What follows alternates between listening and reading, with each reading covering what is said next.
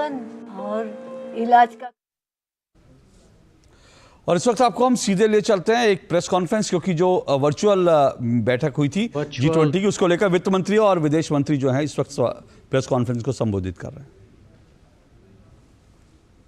21 members of the G20, including the AU, the 9 guest countries and 11 international organizations participated in the meeting.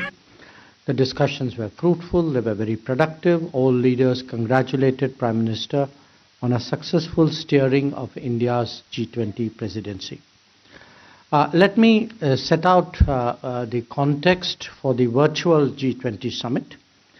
As you're all aware, the New Delhi Leaders Summit saw the unanimous adoption of the New Delhi Leaders Declaration.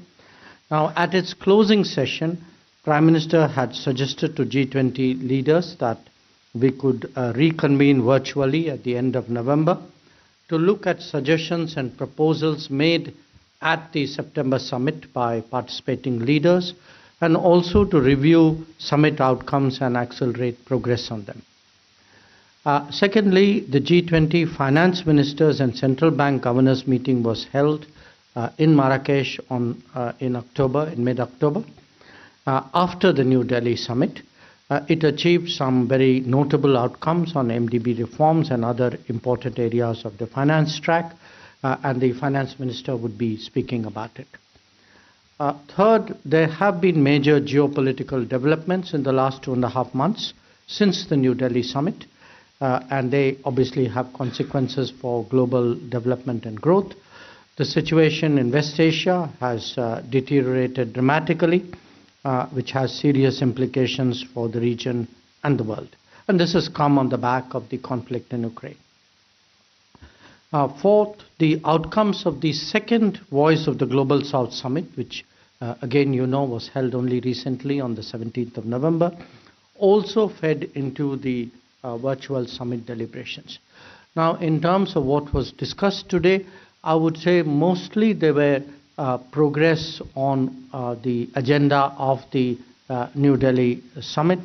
Of course, there were the two geopolitical issues which came up in the Middle East, West Asia, Gaza situation came up in greater detail, to some extent also the Ukraine conflict and its consequences.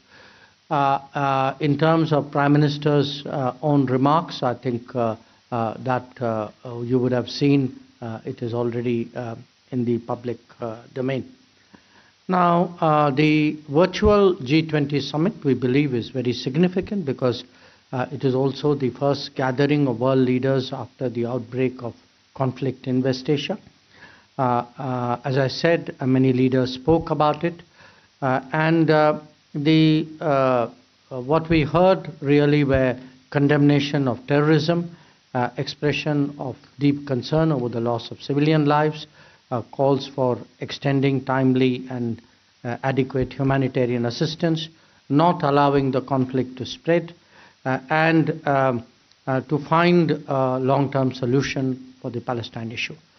G20 members on the whole welcomed the understanding which has been reached on the release of hostages, on the flow of relief material to Gaza, and some pause in the fighting.